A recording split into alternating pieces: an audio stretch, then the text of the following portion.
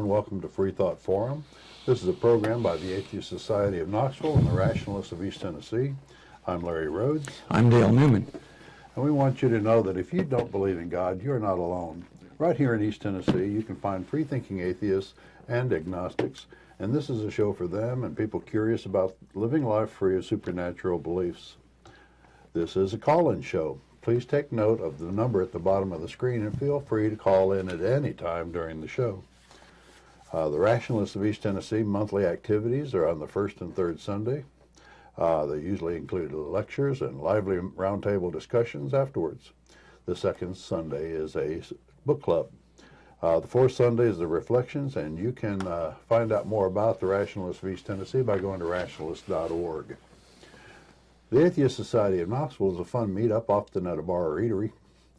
Tonight's meetup will be happy hour for food, drink, and conversation at Don Gallo's out on Hardin Valley Road. It starts pretty much now, or anywhere now between now and 6 o'clock, and usually goes to about 7 or 8. Just look for the loudest, biggest table in the main area.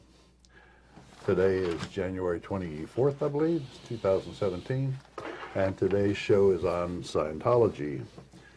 Dale, I believe you brought a program for us. It looks like you've got a few things to talk about. Well, there is a few things that, as I was looking into this subject is, well, as our new president would say, huge. Huge. The Church of Scientology is interesting, disturbingly, horrifically interesting. If you get into the story, there's manipulation of governments, the occult, reincarnation, aliens, interstellar wars, galactic villains, overlords, billion-year contracts, mind control, and the list just keeps going on and on and on. There's no way we could cover all of this or even scratch the surface in one show. As a matter of fact, Leah Remini, who I'll mention later, she has a 6-part series. Leah Remini?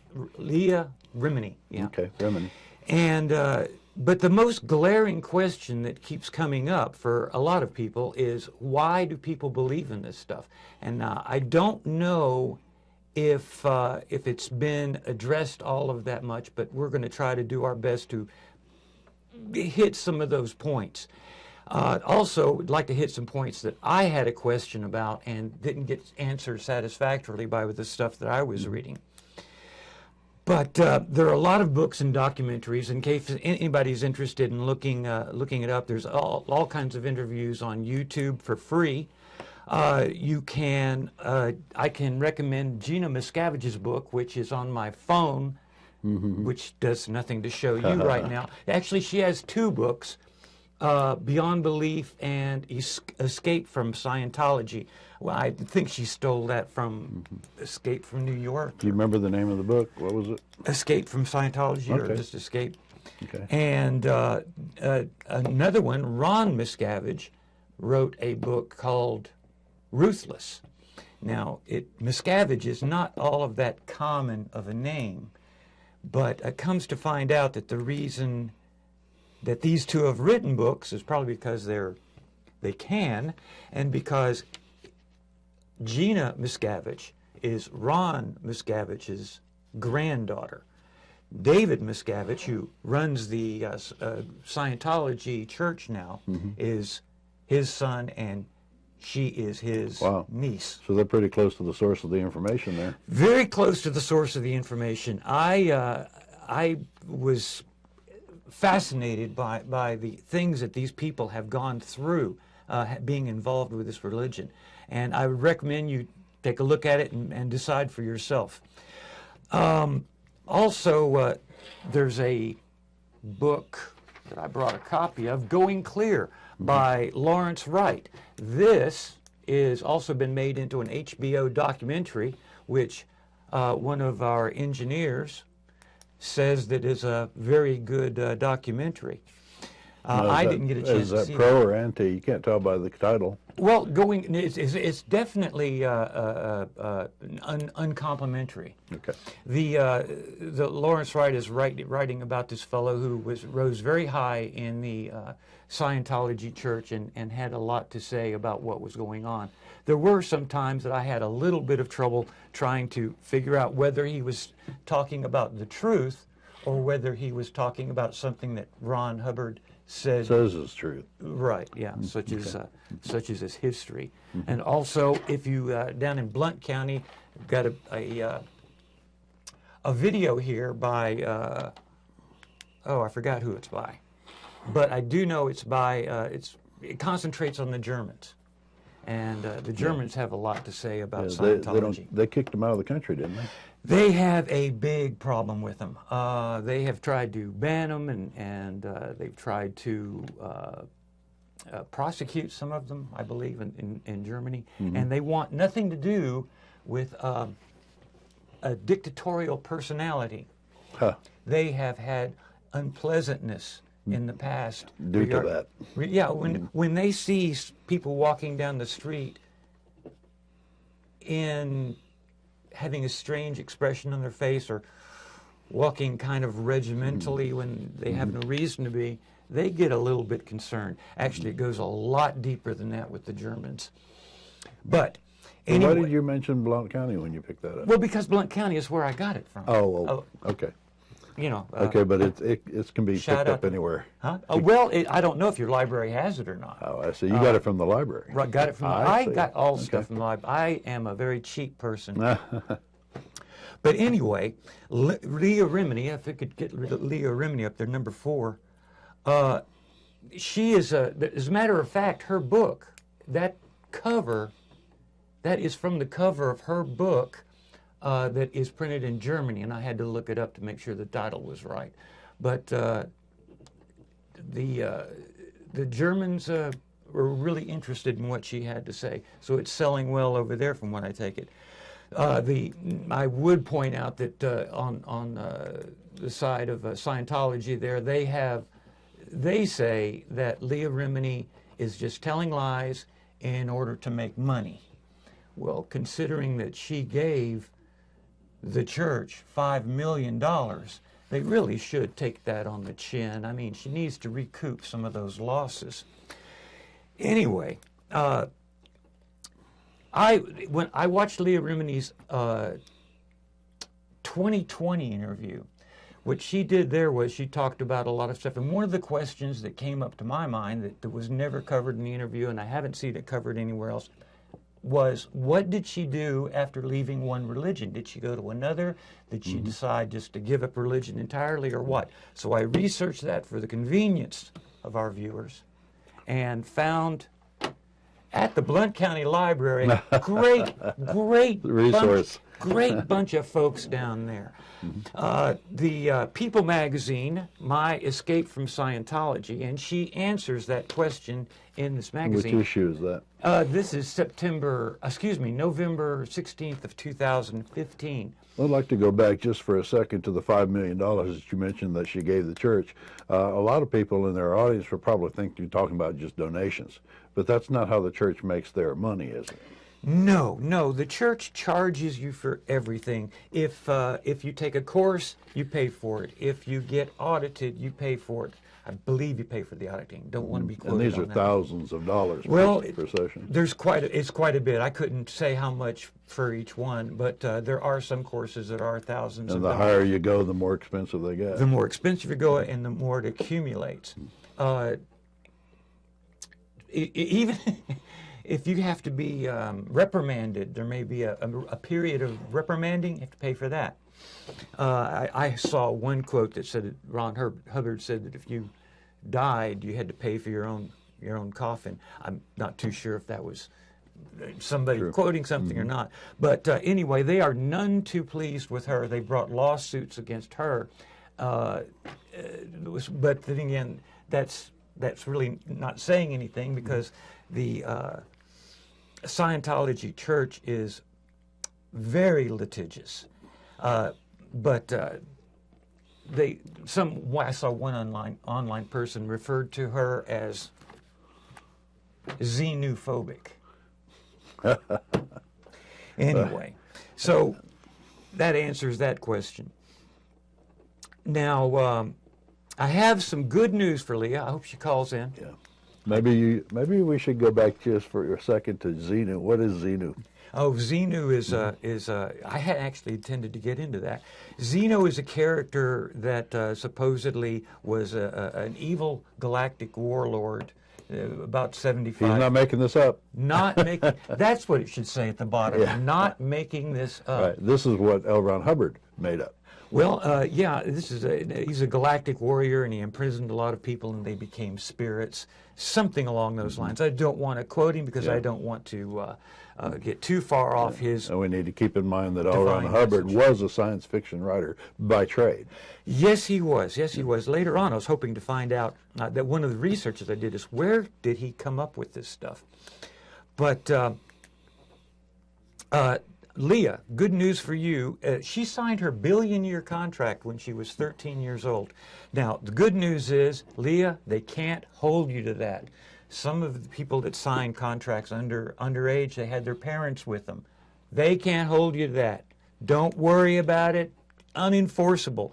And I also have some other good news for you people who are over 18 and you signed your billion-year contract. Good thing you're not one of these other evangelical religions. While when they sign on to their religion, it is for eternity serving God in heaven. So your billion years goes by like that. Drop in the bucket. Don't worry about it.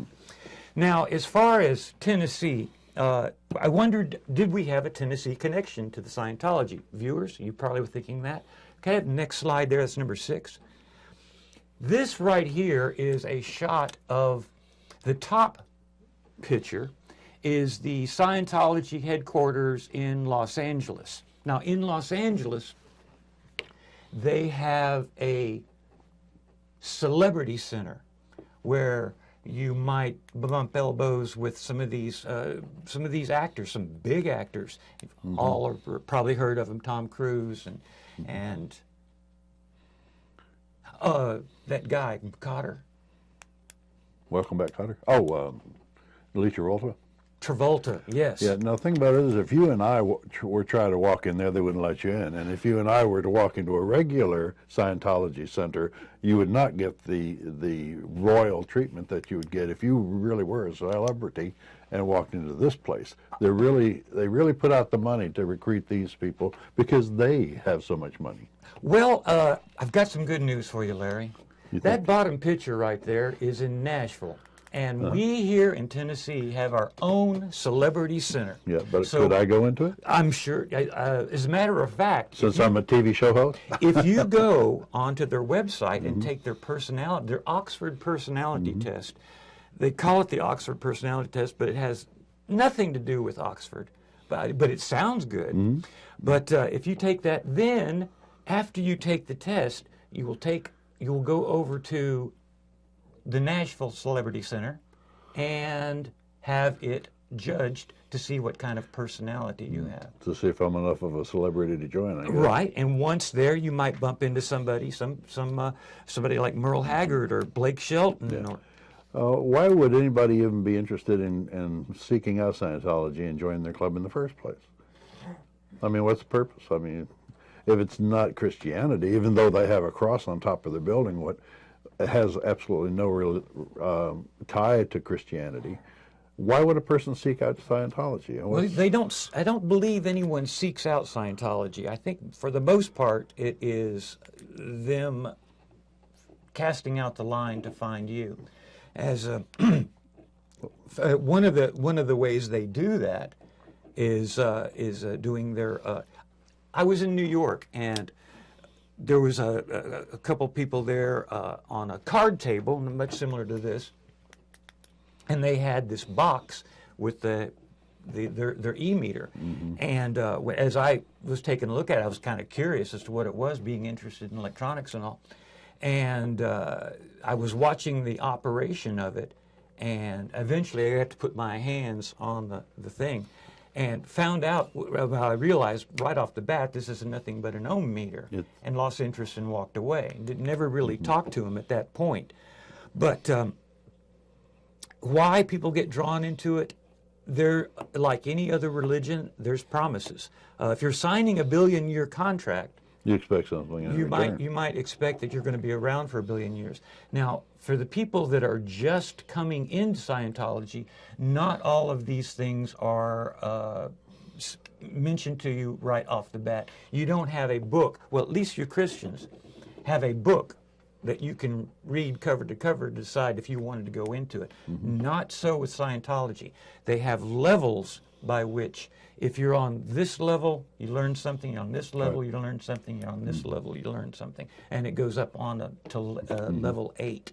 So you may not learn about any of the Xenu advantages until you get way on up there. Well, actually, you learn about Xenu at level 3. As a matter of fact, Jenna Miscavige was asked about it. She's the niece of David Miscavige, was asked about Xenu, and she said, I didn't know anything about Xenu. I didn't even and hear she was a about level it. 2 Scientologist? No, she was, yeah, I guess she was level 2 or something. I'm not really sure. But the way that she learned about Xenu was watching South Park, the cartoon show. And so you don't learn about things. As a matter of fact, you are forbidden from somebody on level 4 telling anybody on any lesser level what you've learned on level 4. Of the things that you might expect as far as an advantage or reason to get into it, you're supposed to have great health. If you wear glasses, perhaps you're not going to wear those anymore. You have, it's going to improve you physically and spiritually, and even maybe identify what superpower you have, I understand. Yeah, well, I don't know about superpowers. I haven't run across those yet. I'm sure that they probably, other of these cults, excuse me, I said other cults. I didn't mean that Scientology is a cult. Please don't sue me. Didn't mean that. But there's all kinds of, you get a better sense of your life. You're more successful in your profession and your interpersonal relationships. That's what they promise. Yes, yes. Okay. You asked why does someone go into it? That's exactly what I was after. But I would like to get back to the cross here. At the top of the Scientology headquarters in Los Angeles, and you'll sometimes see it in the Scientology word itself, where the T, well, it's the or I, the I actually is made into a cross. And that bothered me, and I couldn't find any reason for that. Yeah. Had to dig it up, and here's what I found out. The cross, there's another shot of it. The cross was supposedly dug up by L. Ron Hubbard at a old Spanish mission in Arizona. And if you believe that, I've got some beachfront property in Arizona. Well, I'll tell you what. You go out to a mission, you might dig up a few crosses here or there. Yeah, but he said, well, go ahead. I didn't. But he said he dug it up, and that's what he. But it's not just an old Spanish cross, though, according to him. No. This is not an old Spanish cross. That was kind of made me curious too, because when I first saw this, I said to myself, I've seen that before. I've seen something like that before.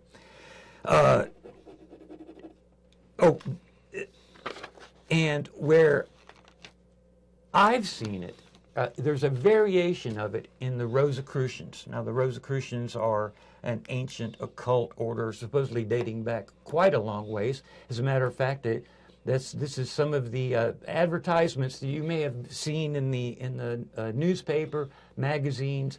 Now, these people are very upfront about what you should expect from them. You should expect a better life, more health. What is it?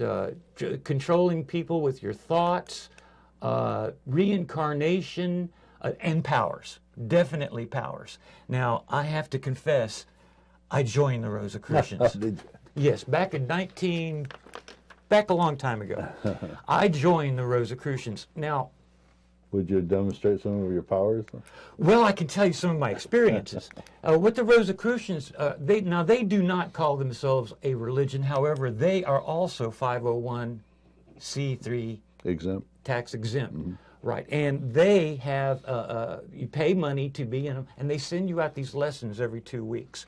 And it could be, it's called a monograph. And when you join, you're called a neophyte. That's what I am.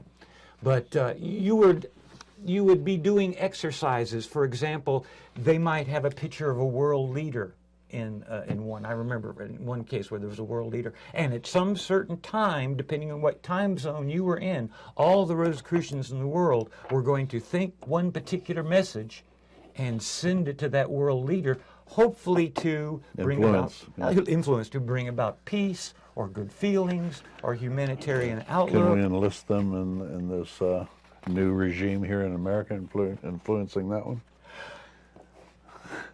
Oh, let's not do that. Let's not go there. That's just a huge subject. Okay. Huge subject. But so it appeared to me as though there's a lot of similarities between these crosses. Now, I haven't got any Rosicrucian cross here, but there are variations of both of them. And to come to find, and I thought, now, did L. Ron Hubbard have any contact with the Rosicrucians? Come to find out that he had a friend named Aleister Crowley, who I seem to have lost right quick, who was very heavily into all different kinds of occult that matters, and he was a Rosicrucian. So it's possible that's where it came from. But this cross has nothing to do with nothing. And the Scientology Church will tell us that the cross actually predates Christianity. Well, it does if you're including Roman numerals and you're including any cross that some Neanderthal that is marking on his cave wall there. But anybody that sees that, it's obvious that they're thinking Christianity, and that has to stick in the back of your mind. If you're a Christian, you think, well, maybe there's something in it for me. Or if they're displaying the cross, Yeah. It's about time to let me take a mid-program break here. We can get through this and get right back to it. In case you're just tuning in, this is Freethought Forum, a program by the Atheist Society of Knoxville and the Rationalists of East Tennessee. Freethought Forum is funded jointly by them and by individual contributions. Shows are live most Tuesdays from 5 o'clock to 6 o'clock Eastern on this community access television station. You can also see it streaming online if you're outside of the Knoxville area on ctvknox.org. You'll see it there at the top of the screen. This is a call-in show. We're live today, January 24th, 2017, and viewers can call in at the number at the bottom of the screen whenever they like. And I think we'll let it go at that point. Getting back to you. You're turning to it? Well, I mentioned Aleister Crowley.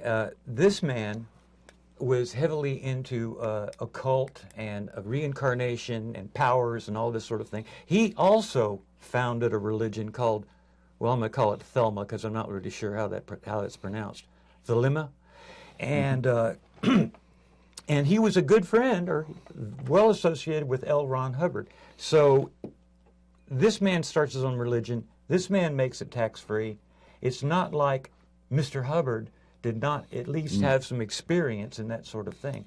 So when you ask yourself, where did he get the reincarnation and all of this stuff from, that stuff's been around with the Rosicrucians, and there's plenty of others that are doing that kind of stuff. The Mideastern religions also include, some of them also include reincarnation. So the idea goes back, heck, even to the Egyptians, I would think. Well, in America, we have quite a few of them. There was a guy named Richard Kininger that I was very interested in. Read his book years ago. He founded towns, 2 towns, one in Ohio and one in Texas, where he was touting his reincarnation and all of that. But when you're a member of the Rosicrucians, I'm going to tell you what my experience with them, one of the exercises was to stare at a candle and try to imagine the aura about it. But not influence the way it flows? Not influence. Well, I don't know if he was doing that or not, but imagine the aura. And then one night I was out walking around, there was a street lamp, and I glance up at it, and there's an aura. there's a halo around it with different colors. Now, if I had dropped it there, I might be a Rosicrucian to this day. But then I found out that there was a mist coming in, it was a fog, and it was making, it was actually, the particles were so uniform that it was actually breaking it up into an actual rainbow. Now, the other thing that I had the most interest of, and has not been included in any of these specials that I've seen, is the e-meter. And I want number 9 there. Now, the e-meter is the device that I encountered on the New York City. It has 2 cans, you hold it, and during an interviewing type process, this device is used to try to determine whether you have any, I think it's called engrams, and whether they need to be gotten rid of, so forth and so on. Yeah. Now, it's what's interesting is maybe we should go into what an engram actually is, where it comes from. Well, they, as far as the Scientologist goes, it's something bad that has happened to your life or something that's influenced your life. What are they? Have you gotten into? I know. Idea. I'll tell you. They are the souls of another civilization where Xenu has taken the people in that planet and taken them and loaded them all up on these big that's called a planes. Thetan. Huh? The soul is called a Thetan. Yeah, but okay, the engram is. I'm calling okay. engrams Thetans by mistake. But anyway, so they take these planes full of people and aliens, by the way, and throw them into this volcano and then blow it up with atom bombs, and that looses all of these souls. And the souls are out in the universe just wandering around now, and they may infect your soul. So what this device here is supposed to detect is the engrams that you have in your body and be able to help you work through them and get them out of your body. And that's what glowing clear is all about. Well, that's as good an explanation as any. But you can imagine it. If you can imagine if it was your first day in Scientology and you heard that, they would not tell you that. you would not be there a second day. No. But let me tell you about this what this device is and what it does on an electronic basis, because I'm more bricks and mortar type. This device is actually called a Wheatstone bridge. I think it was first described in 1833. And what you have is, here you see the circles on the front. When I was doing electronics, I never saw these circles. These are the ones that are here, here, here, and here. Yeah. Those are vacuum tubes. This was actually patented back in 1954. Now, I do not understand the patent office really well, but this is a basic Wheatstone bridge. The only difference between this and any other Wheatstone bridge is it has a meter and it has the hand probes to it. What are the original use for a Wheatstone bridge? This is a device that is very sensitive in measuring ohms or measuring resistance. And it's one of the uses for a model like this would be in a lie detector. Now, a lie detector uses skin resistance, blood pressure, and heart rate. So if you have that mindset that I'm holding on to this and it's a lie detector, you might have that sort of thing going on in your head. As far as anyone doing anything with it, as far as clearing out any subconscious problems or anything like that, that's just ridiculous. Yep. Now, you can't, the one on the right side, that's a picture of the modern day one. Now, of course, it's been updated. This one here? That's right. This one, of course, is done there's probably transistors in it, maybe even an integrated circuit. It runs on batteries. The one on the other one probably had to run off of wall current. And it's portable. Now that device right there sells. If you're a Scientologist and you need one of these, you've got to buy it yourself. They're not issued, and if you buy it yourself, it's going to cost you somewhere between $3,000 and $5,000. That's a lot of money for such a simple circuit. Yeah. And however, if you wanted to buy it off of eBay, you got a lot of Scientologists who are no longer in Scientology that really would like to recoup some of their funds, but you can buy it for like $295. Which off of still it. is a Well, lot. it's certainly not worth anywhere near $3,000 a device like that. Now, when you're holding these devices, what kind of things are you saying? I mean, what are the questions that they would be asking you at this point? Well, I'd like to get to that in a second. Okay. That comes under the auditing, and get into that more carefully. But as far as I'm concerned, this device is nothing more than a prop. It's like a crystal ball. It's like tarot cards, palm reading, astrological charts, any of those things.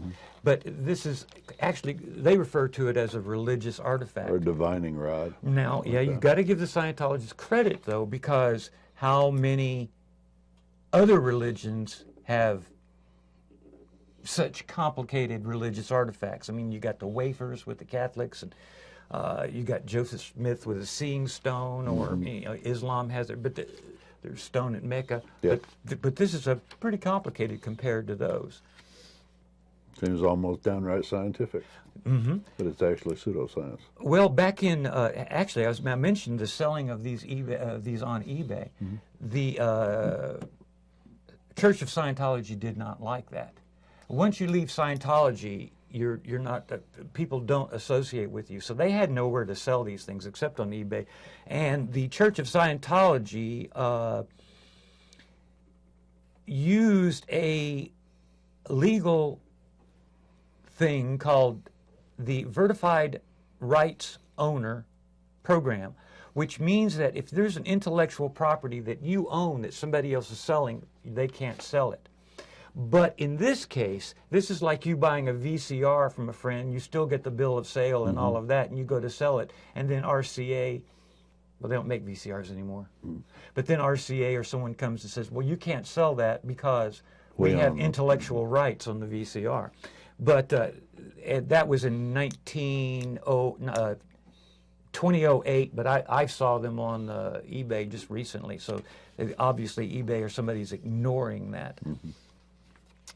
These things were confiscated by the FDA at one point and were later returned. But that's a whole nother story. You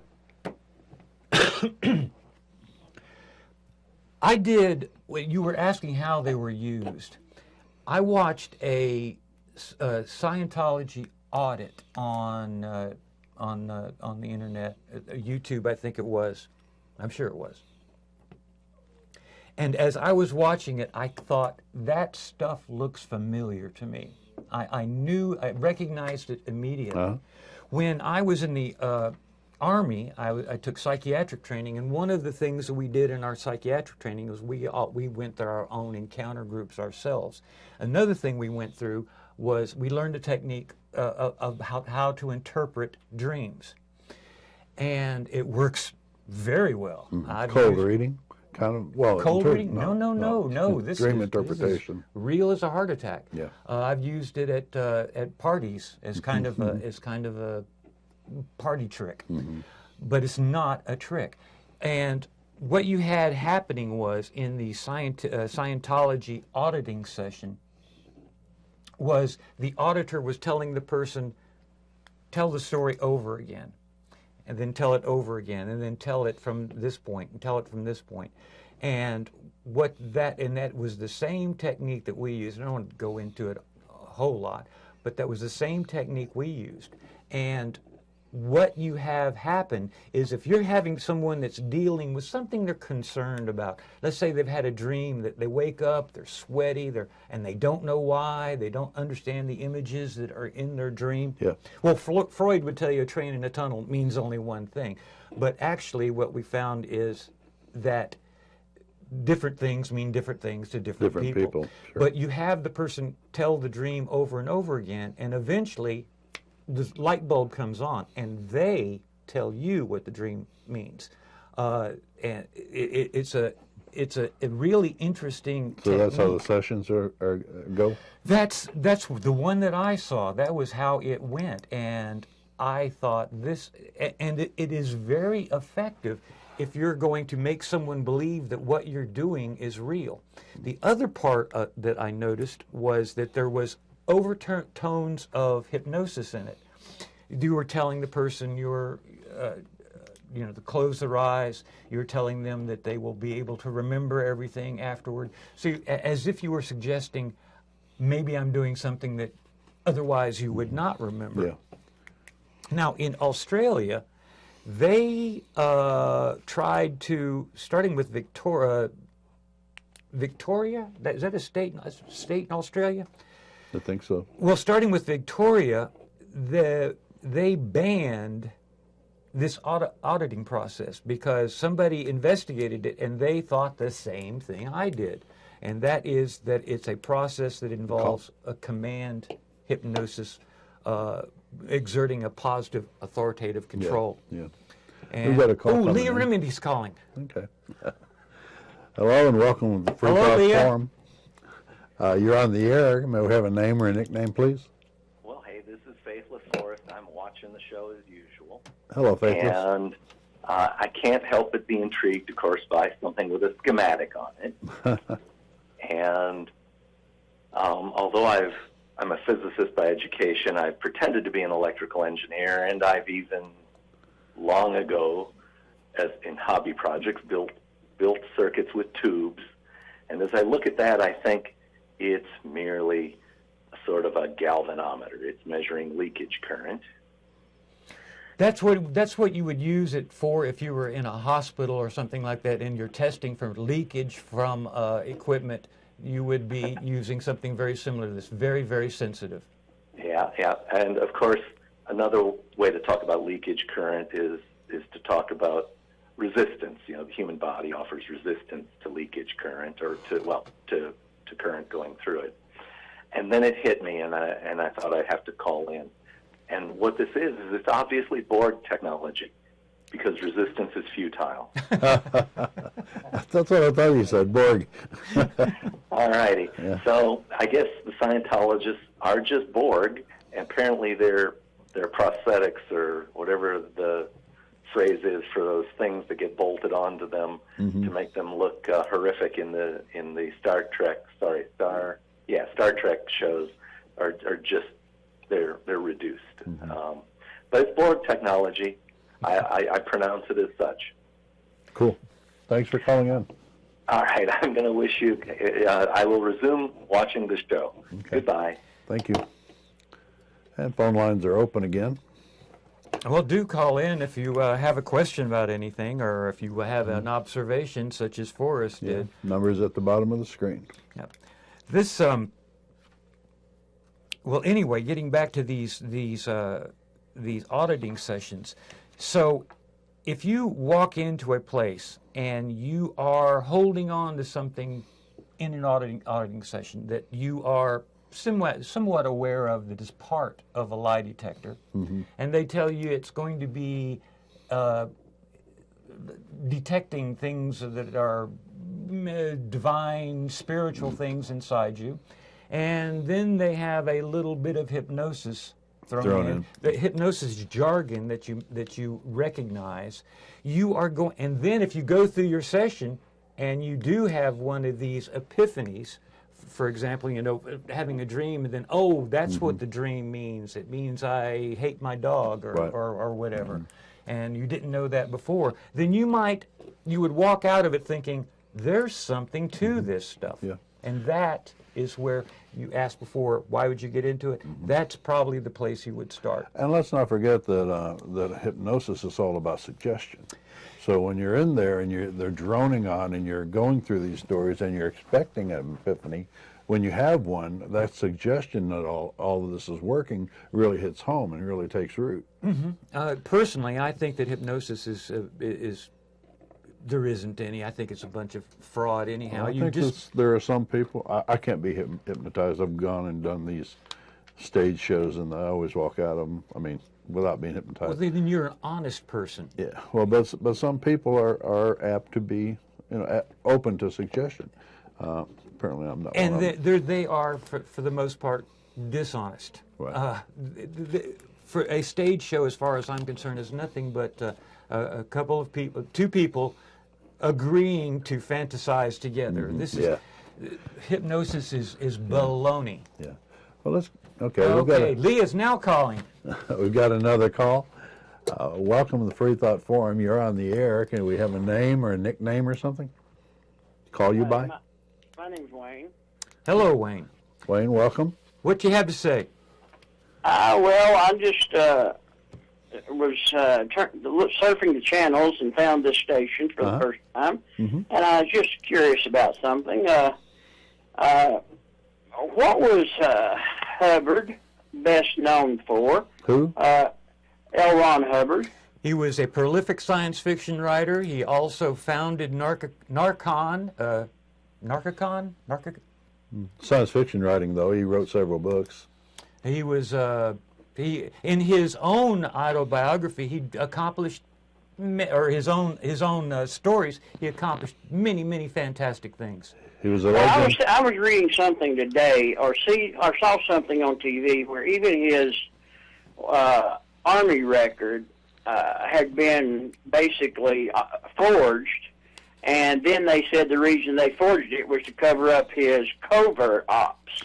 I believe that was a story that probably L. Ron Hubbard told. I do not believe that the Navy would say such a thing.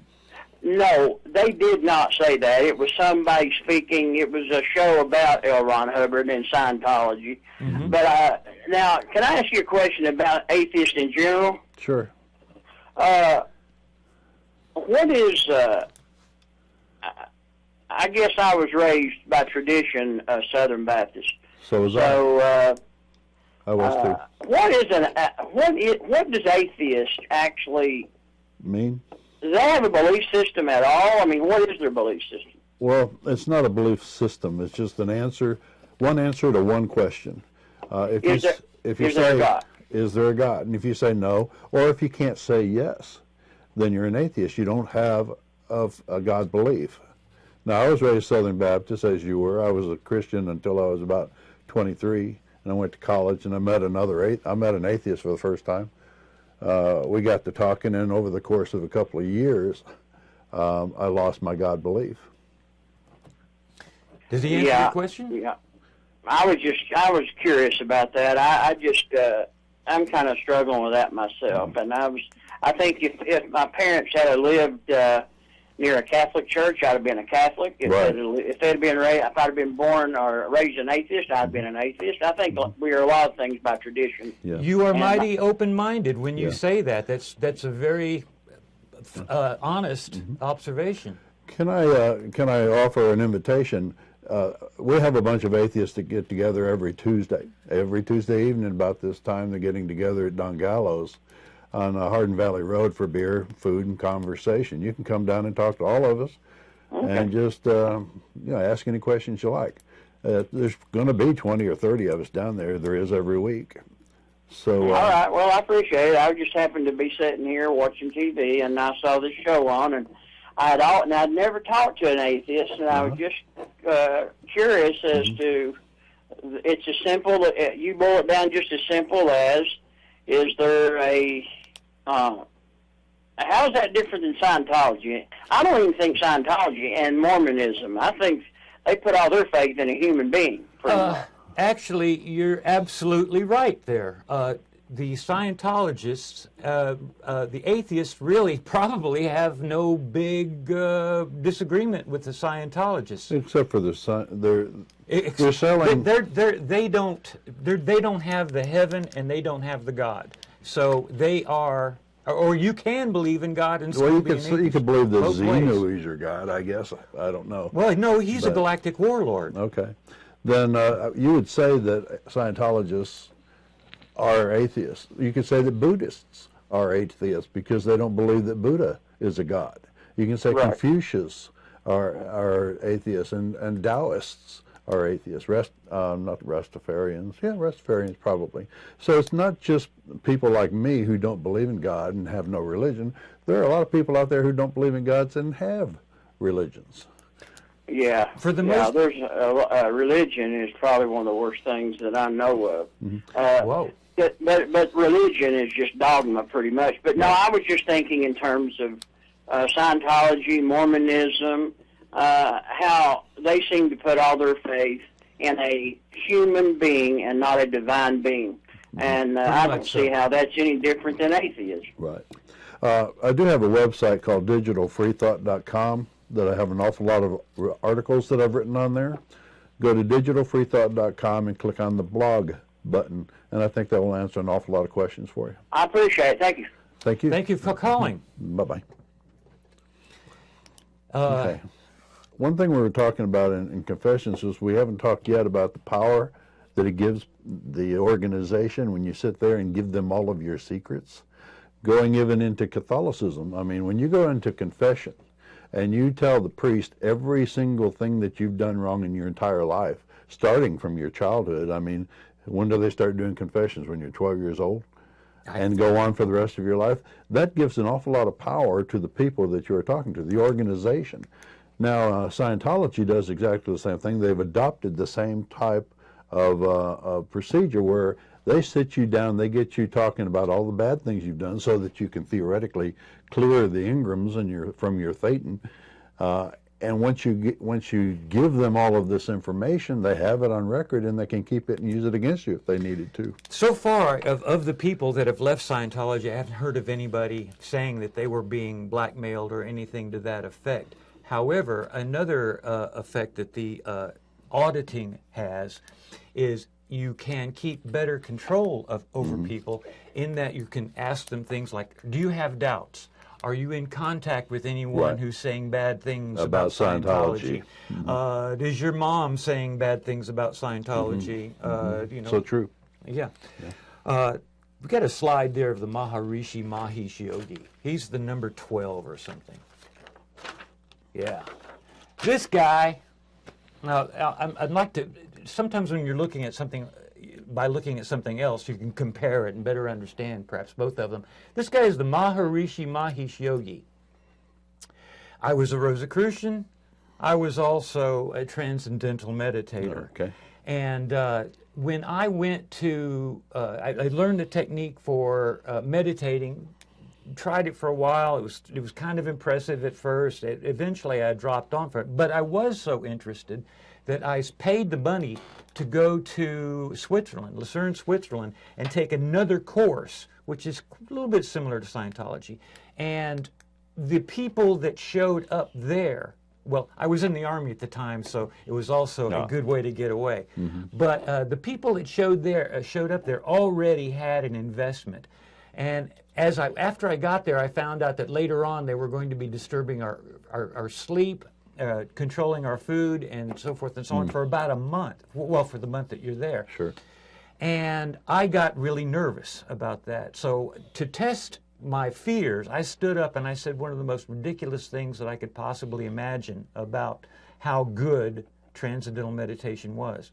And not one person in there challenged it. Not one person said, aren't you exaggerating that a little bit? And as soon as I sat down, I thought, I'm getting out of here.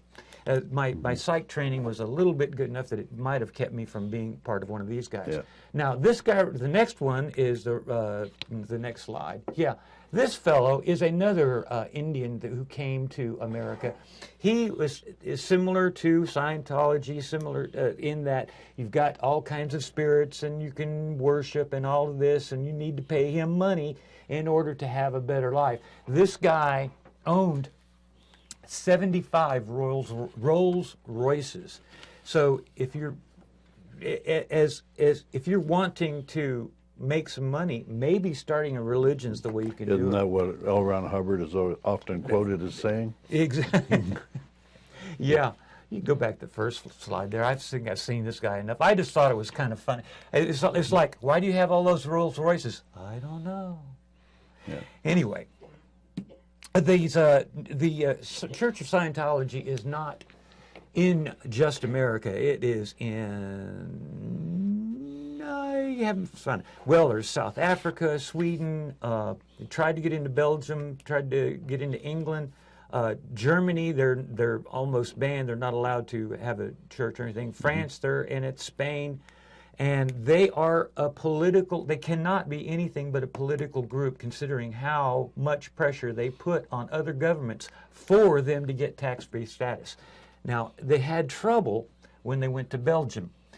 Belgium is one of those countries, love Belgium. They said, we got 6 religions.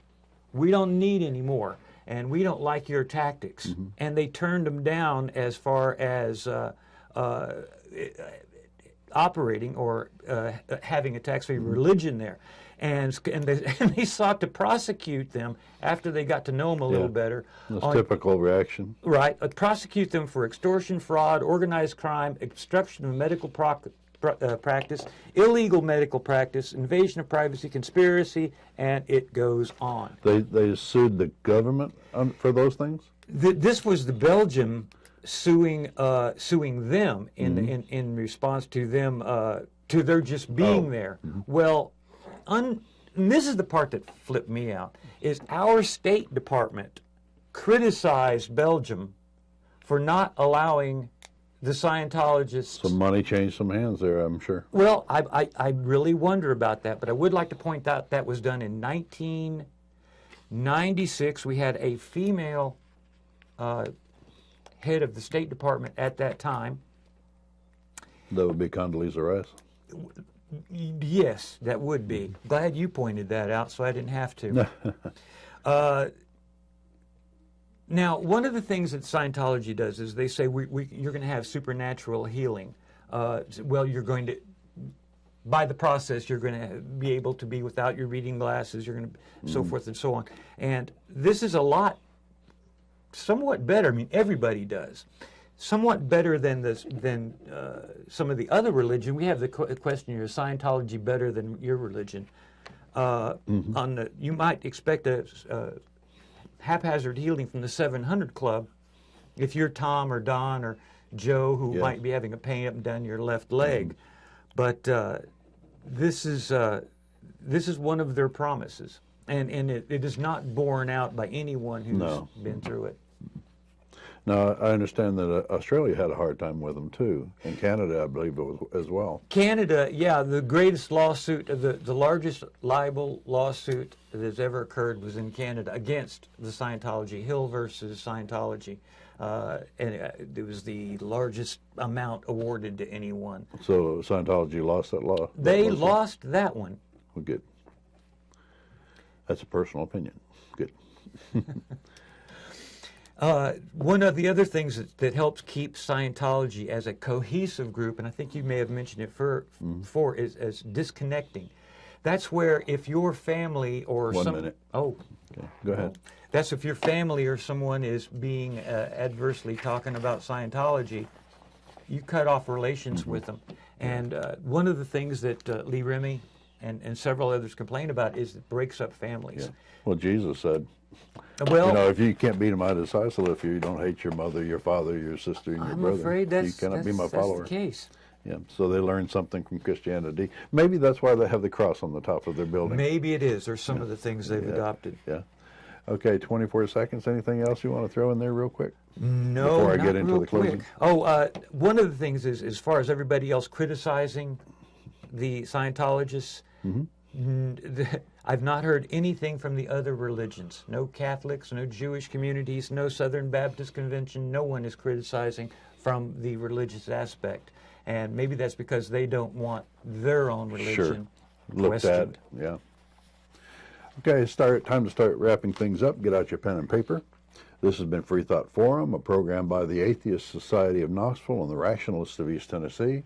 Remember, the Atheist Society in Knoxville getting together right now, tonight, for happy hour food, drink, and conversation at Don Gallows on Hardin Valley Road. Please send us feedback. You can leave voicemails at the number on the screen. I guess we have the number on the screen. It's 865-272-9060. You can also send emails to freethoughtforum@yahoo. We're on every week at from 5 o'clock to 6 o'clock on this channel. Most weeks, some weeks we're preempted. And this is Tuesday, January the 24th, 2017. And hopefully we'll see you here next week. If you don't believe in God, you're not alone.